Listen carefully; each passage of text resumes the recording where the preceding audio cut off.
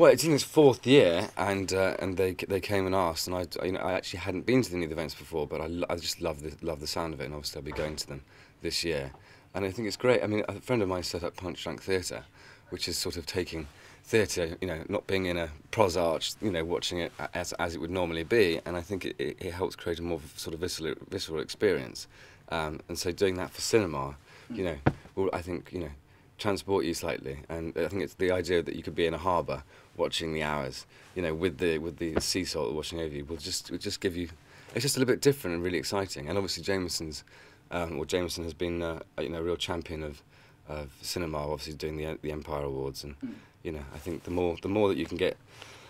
It's difficult to say this is going to be a cult film immediately, but it's really sort of championing independent film, which is obviously quite close to my heart. So.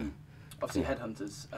Future Cult, yeah, yes. Future Cult. How much have you seen of it, and what you kind of? I have. So I'm really excited about it. I mean, if you haven't seen the trailer, you should go to it immediately. And I think it's out now.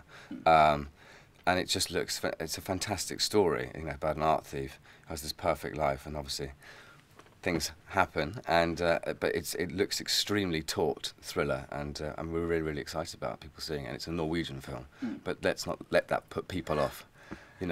There's nothing wrong with subtitles. Yeah. Is there any kind of weird cult films in your own collection as well? In my own collection?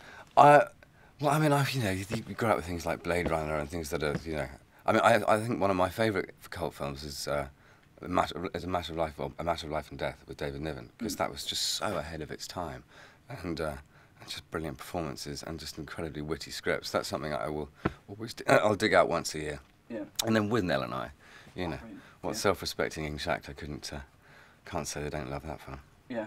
Have you ever watched the film in a weird location as well? Obviously, that Jameson takes films to different places. Have you yourself done that? I've been in some slightly odd places, but it's always been at sort of a friend's house. They used to set stuff up in.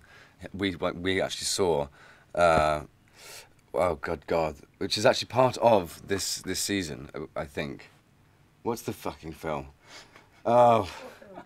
It was what scared the shit out of me. It was, it's in the Blair Witch. Yeah. So a mate put that on in his backyard in his woods that he happened to have, and it was one of the most frightening experiences I've ever had.